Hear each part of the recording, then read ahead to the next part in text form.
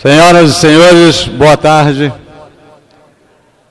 Adentra o salão o excelentíssimo senhor vice-almirante Rui da Fonseca Elia, presidente do Clube Naval, acompanhado dos palestrantes, o doutor Mauro Destre, o doutor Edson Marcelo Peçanha Montes, o doutor Bruno Grafino de Oliveira, o capitão de Mariguerra Átila Alain Cury e o doutor Maurício Almeida. Convidamos, então, o vice-almirante Rui da Fonseca Elia, presidente do Clube Naval, para a abertura do painel.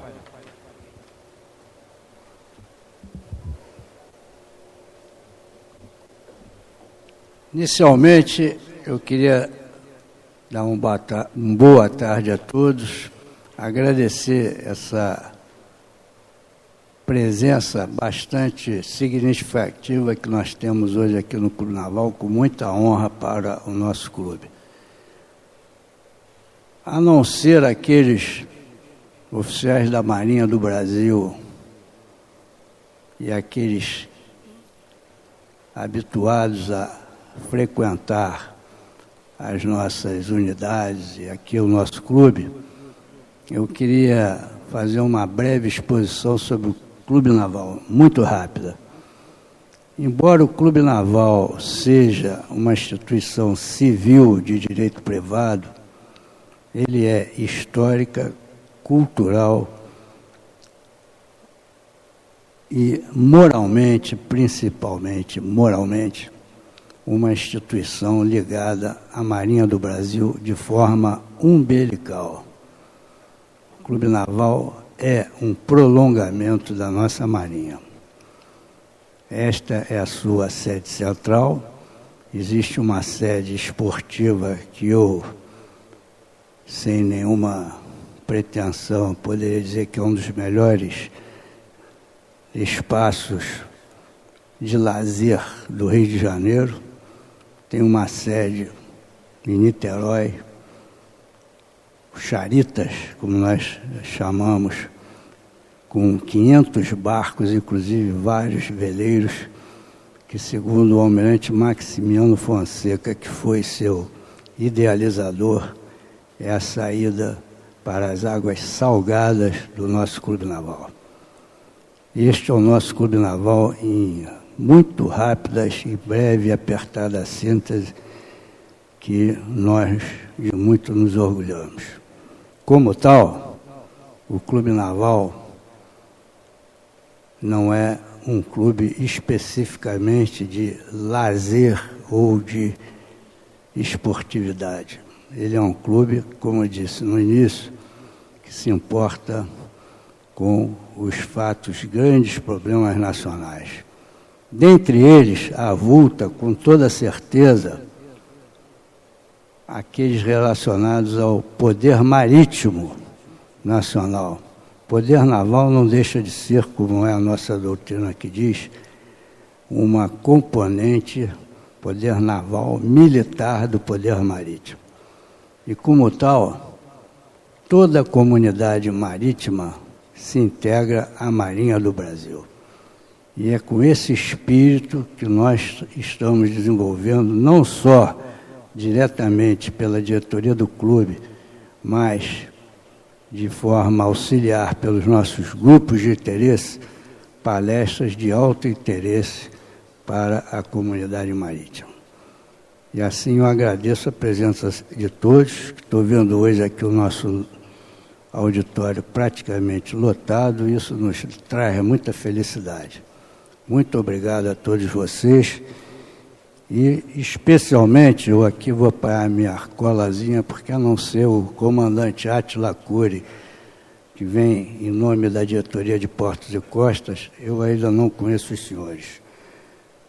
O doutor Marco Destre, que vem falar em nome de sua consultoria, o doutor Edson Montes, pela Agência Nacional de Petróleo, o doutor Bruno Grafino, do IBAMA, pelo IBAMA, e o doutor Maurício Almeida, pela Sigma Construtora. consultoria, perdão. De forma que era, em breve síntese, é isso que eu queria falar com os senhores. Mais uma vez, uma boa tarde e muito obrigado pelas suas honrosas presenças. E vamos dar início.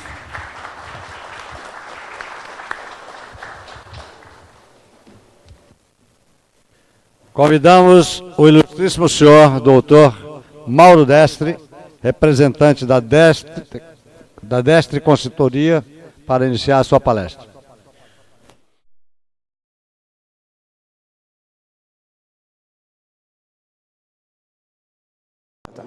Bom, boa tarde a todos e a todas.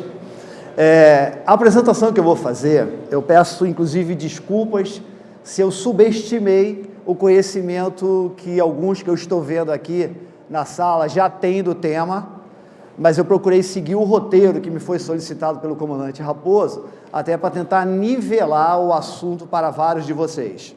Então, se em algum momento eu subestimei o conhecimento, durante as perguntas, fiquem à vontade para aprofundar o assunto. A segunda coisa que eu queria dizer é que eu trabalho na área de petróleo já há 45 anos. Muito do que vocês vão falar, do que eu vou falar, eu conheço de ter feito. Gerenciei projetos, gerenciei ativo de produção e gerenciei descomissionamentos, inclusive. Então, nada do que eu vou falar aqui é em tese. Tudo o que eu fiz, eu procurei trazer um pouco e passar um pouco para vocês. Então, é isso que eu vou tentar falar e depois, se ficarem dúvidas, podemos passar na hora das perguntas, ok? Fiquem à vontade. Então, um pouco de descomissionamento de plataformas de petróleo e gás. Isso aqui são aulas de 16 horas, nós vamos tentar falar em 40 minutos aquilo que a gente conseguir.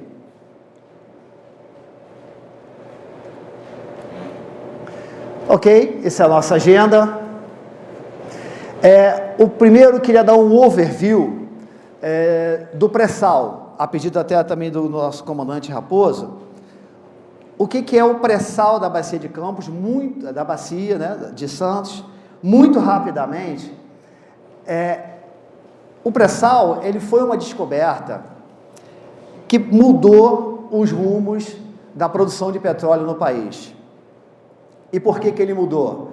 Porque, em primeiro lugar, nós não esperávamos que, naquela profundidade e com aquela característica de óleo, abaixo de uma camada tão conhecida como nós já vínhamos trabalhando, nós pudéssemos encontrar um tipo de óleo com essa característica, um óleo tão bom, tão comercial, e que o mundo todo, a partir do momento que a Petrobras ou que uma outra empresa pudesse vencer certas barreiras tecnológicas, abriria os olhos e estaria dentro do país como está agora.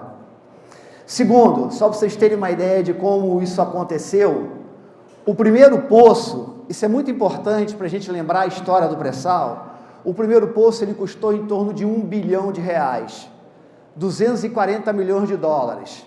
Eu não conheço, na história, nenhuma outra empresa do mundo que faria um poço de R$1 bilhão ou de 240 milhões de dólares. Esse poço levou praticamente um ano para ser feito. Foi por pura tenacidade, capacidade técnica de um grupo de engenheiros que insistiu em desenvolver um projeto de um poço, por entender que, a partir de desenvolvimentos sísmicos, de geólogos, de engenheiros de petróleo, ali tinha uma nova fronteira. E esse poço, ele acabou sendo feito. E hoje, só para vocês terem uma ideia, os últimos poços estão sendo feitos em 60 dias a um custo de 60 milhões de dólares. Então, vocês podem imaginar por que tantas e poucas e boas empresas, as IOCs, estão hoje comprando desesperadamente em todos os leilões tudo que vier do pré-sal.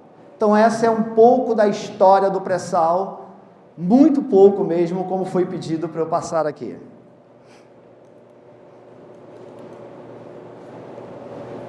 Aqui é o que a gente chama do polígono do pré-sal. Ele está estendido por toda essa área aqui. Tudo isso aqui já está descoberto, já está leiloado, já passaram por leilões, já está dividido entre Petrobras, operadoras que compraram sozinhas, e entre parcerias entre Petrobras e essas operadoras, e entre operadoras em si. Eu chamei a atenção também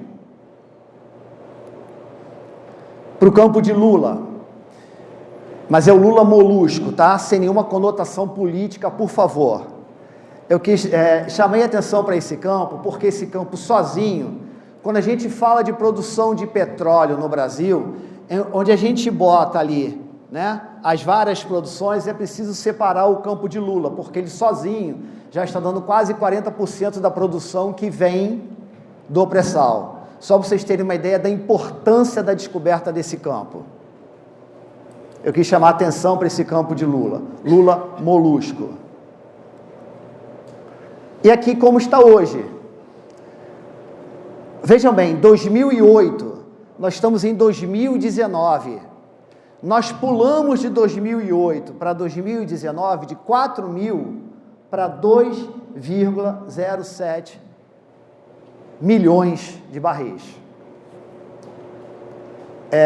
Não existe na história de desenvolvimento de um campo algo similar.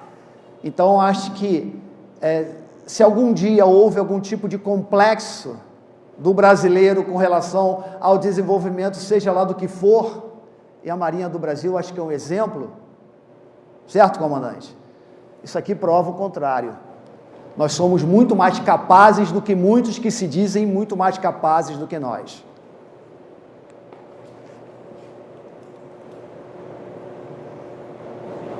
Então, a produção acumulada já chega a 2,5 bilhões. Eu não sei se vocês tinham essa dimensão do que já saiu do pré-sal e do que o pré-sal já faz hoje por essa nação.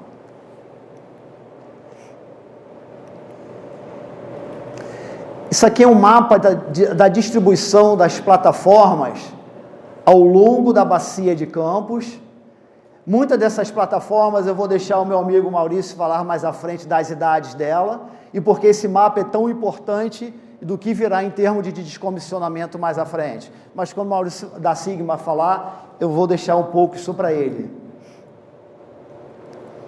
Bom, vamos entrar então propriamente dito no descomissionamento. Esse slide aqui, por exemplo, esse slide é uma palestra de 1 hora, mas eu vou tentar sintetizar para vocês, dizendo o seguinte: no início de tudo, o ciclo de vida de um campo, ele começa com esses caras aqui, ó. Vou passar tudo. Sísmica.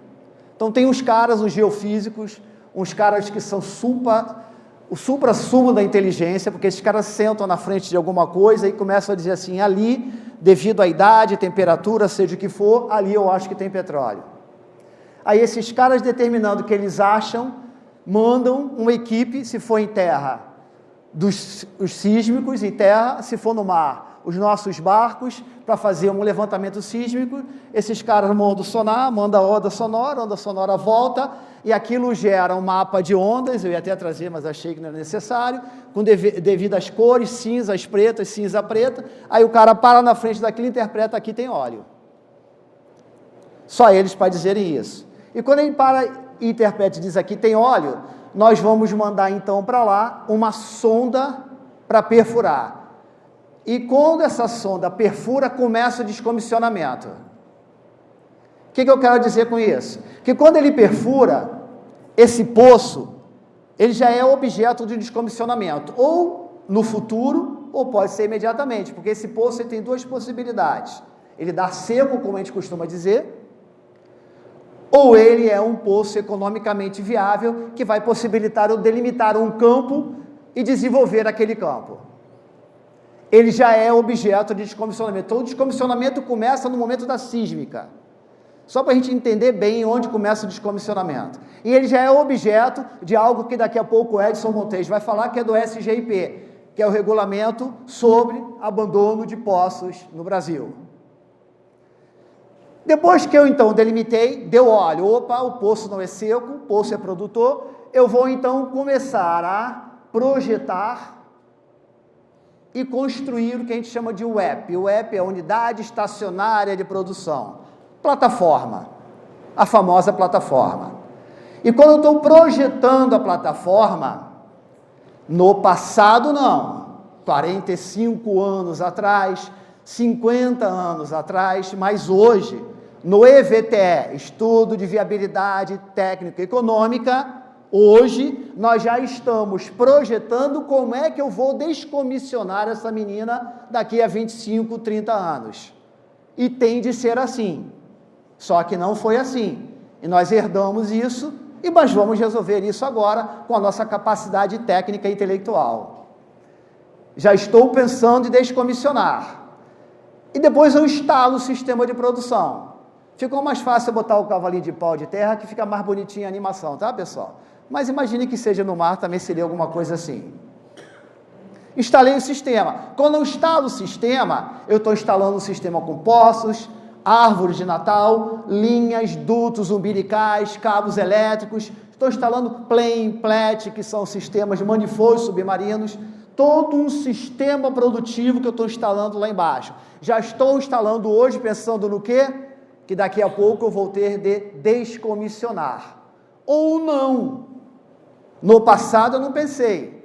Então, tem linhas, dutos com polímeros, etc. Não sei se isso é biodegradável, mas isso aí é o Bruno que vai falar daqui a pouco do IBAMA. Ou não. Mas está lá embaixo. Mas no futuro nós vamos descomissionar isso. Estou pensando em descomissionar. Aí eu inicio a operação. Na hora que eu inicio a operação, imediatamente quando inicio a operação, eu já tenho que colocar a bordo pelo menos 60 a 80 pessoas por unidade para fazer o quê? A manutenção. Mas, pô, tá maluco? Já botou a plataforma? Sim. Eu já tenho que ter manutenção elétrica, hidráulica, eu já tenho que ter manutenção de pintura. O cara já sobe pintando uma plataforma que acabou de chegar lá. É o famoso mela-aço na linguagem da Marinha. Eu fui auxiliar de plataforma e a gente fazia isso o tempo inteiro, mela-aço. Acho que para quem é da Marinha conhece bem esse termo, não é isso? E estou fazendo a manutenção. Mas só que, à medida que o tempo passa, novas tecnologias surgem, estou fazendo a manutenção, já pensando em descomissionar. Novas tecnologias surgem e eu começo a fazer melhorias naquela plataforma. Então, até aqui, estou fazendo a manutenção. Isso aqui é só para falar um pouquinho também de custos. Isso aqui a gente chama de custo de manutenção. É OPEX, custo. As melhorias eu vou fazer com que aquela plataforma estenda a vida útil dela, ou pelo menos consiga ir até o final da vida útil dela, operando plenamente. Eu estou falando de investimento naquela plataforma. Para quê? Para que eu consiga fazer a extensão da vida útil daquele campo. Mas eu também tenho que fazer isso pensando em descomissionar no futuro. E aí, finalmente, chega um momento em que 35 anos lá, 40 anos lá, o campo bateu o BSW, bateu água, já não responde, já não é economicamente viável. Eu vou decidir, junto com a ANP e com o IBAMA, pelo descomissionamento, peço aprovação e, finalmente, eu descomissiono. E esse é o ciclo de vida do campo. Simples assim. Então, na primeira fase, eu desenvolvo a produção, produzo e, finalmente, eu desativo. Se eu estiver indo muito rápido, avisem, mas é o ritmo mesmo. Alguns tipos de unidades, umas fotos bonitas, mas o Maurício vai falar um pouco mais à frente sobre elas, tá? Então eu vou passar um pouco mais aqui, quando chegar o Maurício, cobrem dele. Ah, só uma curiosidade, tá, Maurício? Essa aqui só para não perder a foto bonita que eu coloquei. Todo mundo sabe o que é uma UMS? Unidade de Manutenção e Segurança? Todo mundo sabe? Não? Ótimo, que aí não precisava de mim, né? Ainda bem que todo mundo não sabe. Para quem não sabe o que é um OMS, uma plataforma, vamos voltar à plataforma? Por exemplo, essa daqui. Essa daqui, uma semi-submersível. Essa plataforma está no alto mar, ela tem um nível de degradação tal, a partir de 20, 25 anos instalada, que só com aquelas 50 vagas de mela-aço, de caldeireiro, de soldador, seja do que for, não consegue mais dar conta da recuperação total daquela plataforma. E aí embarca o pessoal da ANP, do IBAMA, da Marinha, para fazer essas inspeções e dá o que a gente chama de não conformidade. Esse número de não conformidade não consegue ser quitado por essas 40 pessoas. O que a gente precisa fazer? A gente precisa colocar ao lado dela o que a gente chama de uma UMS, Unidade de Manutenção e Segurança. Está serviço aqui, mas está errado, tá? Essa cara aqui é tipo um hotel que tem 600 vagas, passa uma gangway para a plataforma do lado, uma gangway é uma ponte, e todo dia às 7 da manhã, 600 pessoas vão para aquela plataforma, pinta, solda, corta, faz o que for, 7 horas da noite volta e vai dormir aqui. Isso é feito em campanhas, que a gente chama. E essas campanhas, para serem economicamente viáveis, não podem durar mais do que 90 a 120 dias. Se não, esqueçam, a gente perde a economicidade daquela plataforma, aí é melhor a gente fazer o quê? Descomissionar. Ok até aqui? Comandante, quando tiver faltando 10, o senhor me avisa. Quando tiver faltando 0, o senhor me diz, cai fora. E quando tiver faltando menos 2, o senhor diz, chamei a segurança. Ok? Por favor. Então vamos lá. Definição de descomissionamento. Só isso aqui já podia parar por aqui. É a definição típica da ANP. Mas como eu acho que o Edson não vai falar, e eu quero falar um pouquinho sobre ela, o que é? Conjunto de ações legais. Tudo aquilo que precisa ser feito pelos advogados, tributaristas, todo mundo.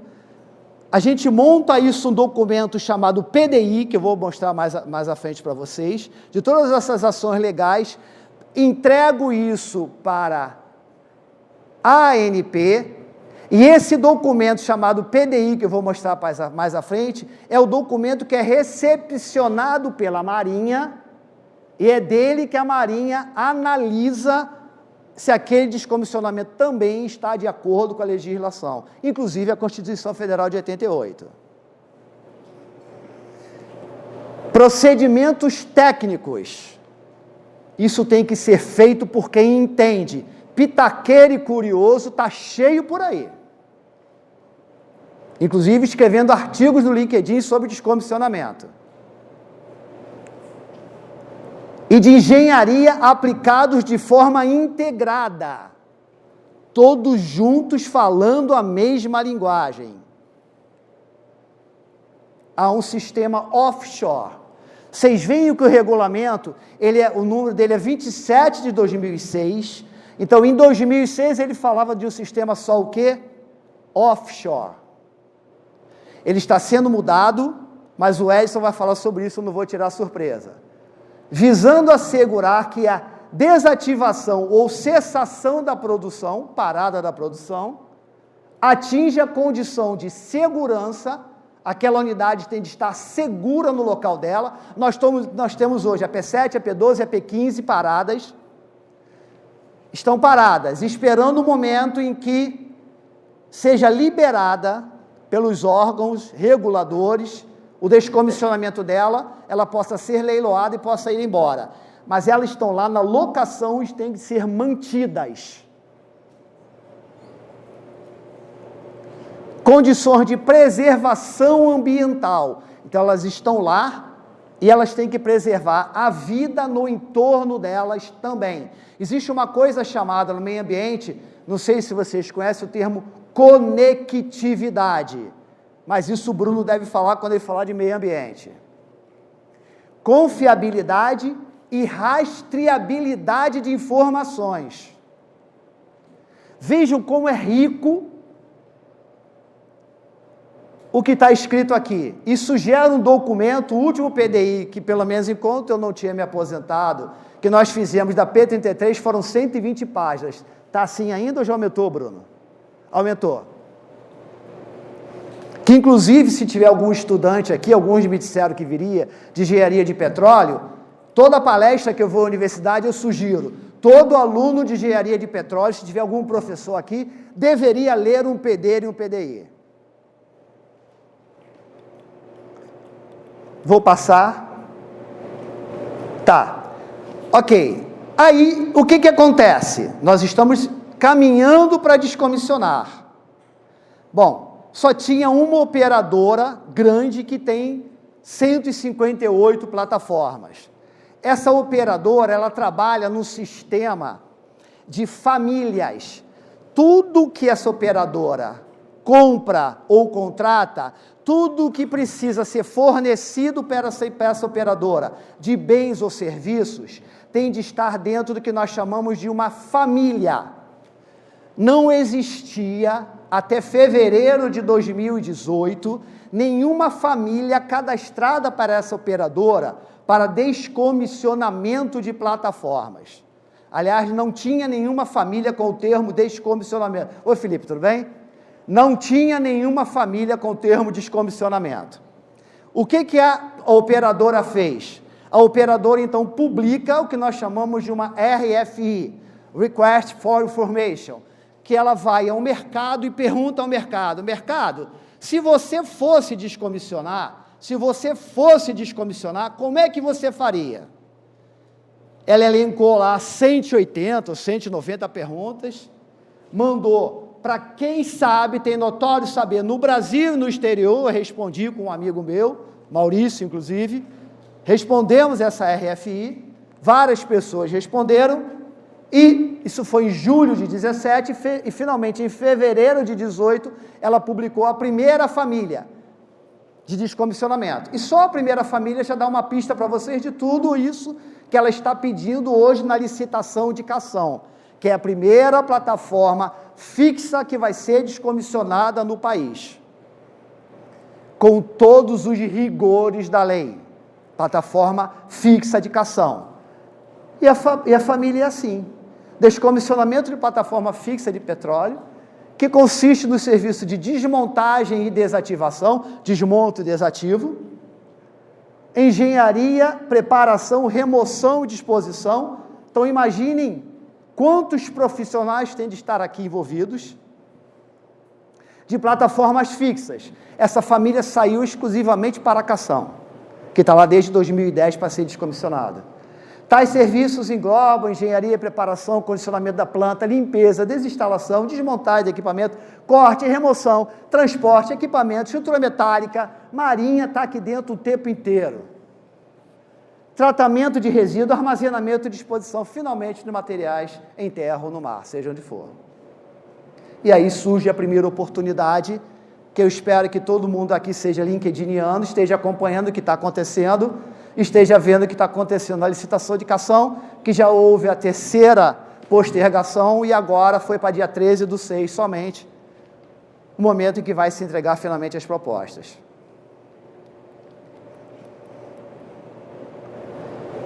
Documentos base, PD, projeto de desativação, ele tem que ser entregue ao IBAMA. Como disse, 120, já está em quase 180 páginas, porque ele descreve tudo, galera. Descreve até se a enfermaria tem oxigênio, porque tem que descrever. Descreve tudo que tem na plataforma, inclusive como eu vou remover. Tinha um colega seu agora ali falando que ele descomissionou uma balsa em 1972 de madeira. Ele estava ali falando agora. Inclusive deve ter feito um PD na época também, acredito eu. Mas tem que estar tudo descrito lá. E para a ANP é o PDI, que é mais completo um pouco do que o PD, porque a ANP pede tudo que o PD pede, mas também quer ver como é que vai abandonar os poços. E é o que é recepcionado pela Marinha. Excelente notícia, a revisão da 27/2006, que o Edson vai falar, está sendo feita pela Tríplice Coroa, IBAMA, ANP e Marinha. Vocês estão construindo juntos o novo regulamento para descomissionamento no país. Um projeto de descomissionamento levava 8 anos. Ele está sendo revisto, e eu pulei rápido porque o Edson Montes da ANP vai falar como é que ele vai ficar. O que eu descomissiono? Comandante, me diz aí, regula aí para mim, tá bom? O que eu descomissiono? O que descomissionar então? Dutos, linhas umbilicais e cabos elétricos, estruturas de subsea, manifold, plane, plate, etc. As recaps, pernas, estruturas da plataforma, as plataformas fixas, as plataformas flutuantes, FPSO, semi-submersíveis, os poços, SGIP, é o regulamento, os pontos de ancoragem, as âncoras, estacas cravadas, se for preciso, sucção, as árvores de Natal, tudo isso tem que ser descomissionado, ou não, depende do entendimento com os órgãos reguladores. Quando, bem básico, um acidente, sem viabilidade de recuperação, um risco de acidente, o término da vida útil dela, mesmo depois de todas as melhorias, o término do leasing, por exemplo, ou o fim da economicidade do campo. Custo da operação versus produção.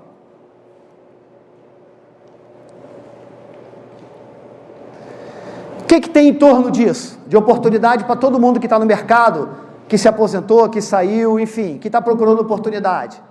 Tem consultoria de engenharia, consultoria de análise de risco, movimentação de carga, sonda, HLV, barcos, etc., fabricação e montagem de olhares, andames, desconexão dos raios umbilicais, corte e içamento de estrutura, inspeção submarina, serviço de ROV e mergulho, limpeza e hermetização, gerenciamento de resíduo em todo o caminho daquilo ali. Agora a pergunta é, universidades, poder público, empresários, sociedade civil organizada, perpassa toda essa cadeia, mas até onde vocês conhecem todas as oportunidades de descomissionamento? Quem conhece? Quem sabe o cronograma de descomissionamento das 158 que estão por aí? 10 minutos que falta? Pô, deitei e rolei então, ficou fácil.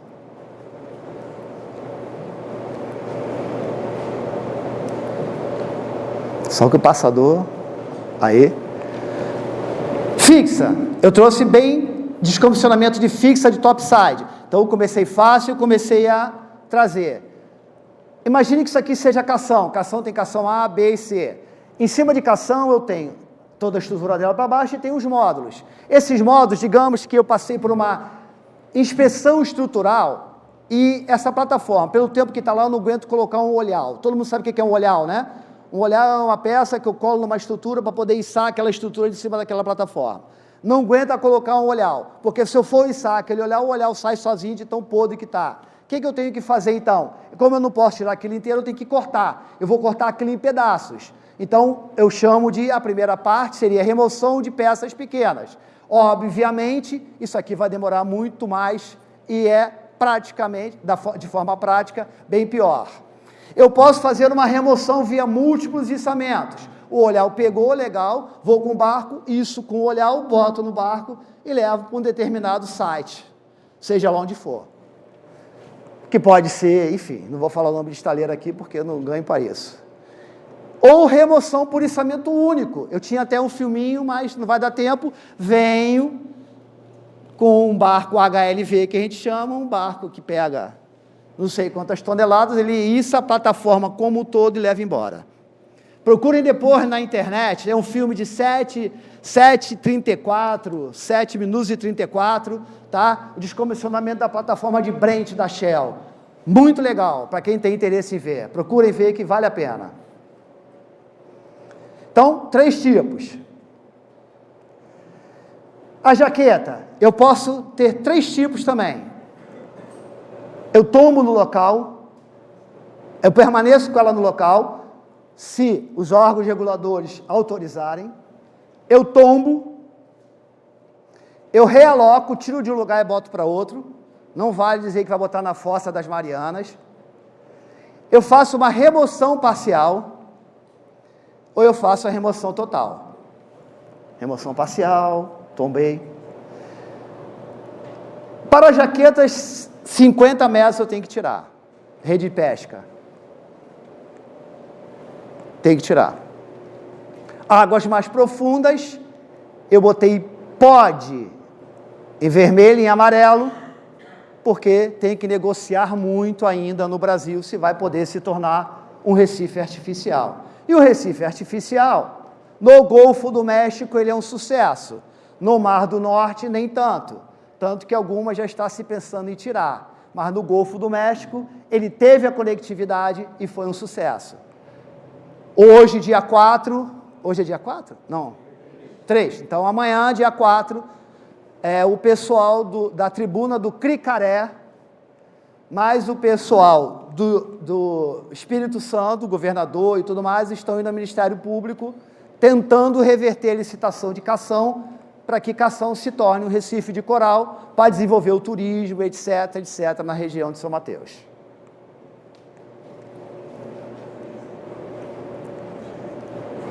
Dutos. Então, os dutos, está aqui, ó, desde raízes, todo o sistema submarino tem que ser descomissionado.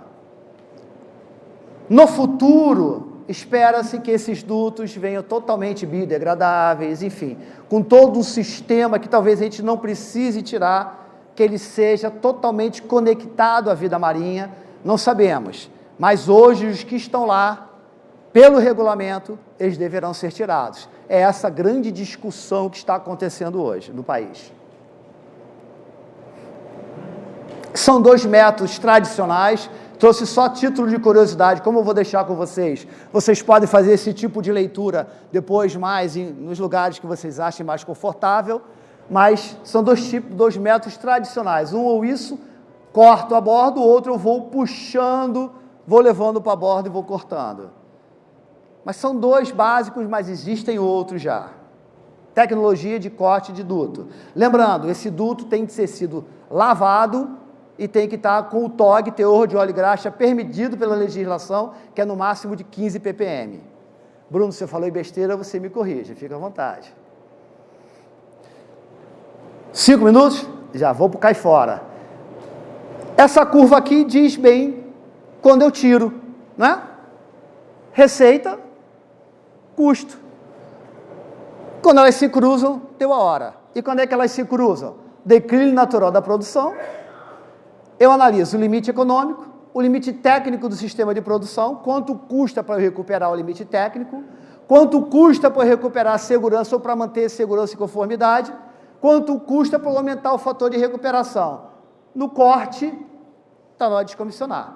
Ou o que eu puder fazer para baixar a curva azul e para aumentar a amarela é o tempo em que eu revitalizo aquela concessão. A avaliação técnica, do que consta ela? Engenharia naval. Como é que está a estrutura naval do nosso navio, da nossa plataforma?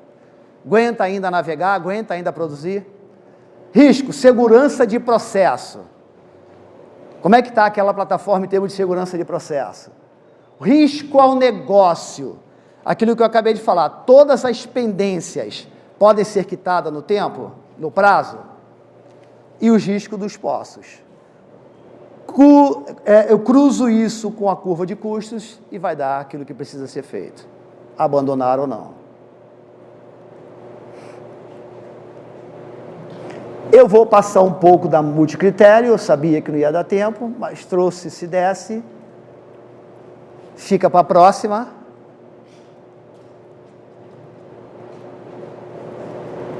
Seria alternativas para a gente avaliar. Impactos negativos do descomissionamento. Norme. O Maurício vai falar um pouquinho sobre norme, tá? Mas só para vocês terem uma ideia, não tem solução para norme do Brasil. No mundo. Não, no Brasil, não. Espécie exótica invasora. O Bruno vai falar sobre o que é isso. Então, eu trouxe o meu peixinho, fiquei tão feliz, mas quando eu vi o Bruno vai falar sobre ele. Isso aqui é um cronograma com todos os descomissionamentos que haverá daqui para frente, mas eu não vou passar para vocês, fica como surpresa, deixa o Maurício passar. Só para dizer que o Rio das Ostras, um que acabou de sair, já está na Namíbia. Sim, isso é importante vocês saberem. O campo de marlim está sendo revitalizado. Todo mundo sabia disso? Não. Para revitalizar o campo de marlim serão colocados 2 novos FPSOs. 2 novos. Entram em 2022. Para os 2 novos entrarem, tem que sair os 8 que estão lá. Detalhe, O primeiro que entrar tem que tirar 2. Significa que em 2022, se seguir o cronograma, 2 tem que sair. Sabe quanto pesa um FPSO? Alguém sabe? Peso leve da Marinha, o pessoal deve saber. Em torno de 130 mil toneladas. 0,50 centavo de dólar a tonelada. De uma sucata nobre. Chegamos a 1 bi. Chegamos a 1 bi. Isso num porto, um VLCC 333 por 54 de boca, não é isso? VLCC num porto, 350 a 450 empregos para desmontar em torno de 6 meses. Cuidado para o Brasil não perder essas oportunidades, tá, pessoal? Maurício vai falar sobre isso. Sim, só para vocês terem uma ideia, só dessas que estão descomissionando, tem lá embaixo 26 âncoras, 31 toneladas. 48 árvores de Natal, 1960 toneladas, 292 manilhas, 2.400 toneladas de manifold, 20 quilômetros de amarra, 400 quilômetros de linha, 65 quilômetros de duto. Vai para onde isso tudo? Isso aqui é mais quilômetros e mais quilos. E finalmente, lembra, 1 minuto, opa, lembra como é que estava bonitinho? Tá assim, essa foto não é no Brasil, tá? Isso é tudo na França, mas tá assim lá embaixo agora. É assim que vai ser descomissionado. É por isso, Felipe, que você me perguntou, Destre, é culpa ambiental? Falei, não, é uma discussão ambiental, mas nunca é do órgão ambiental. Olha como é que tá isso. Essa é a discussão. Na França, tá, gente? Não é no Brasil essas fotos, não. Mas tá assim lá embaixo. Tem que sair ou tem que ficar? A decisão é de vocês, da sociedade. Considerações finais. Não, isso aqui seriam mais oportunidades.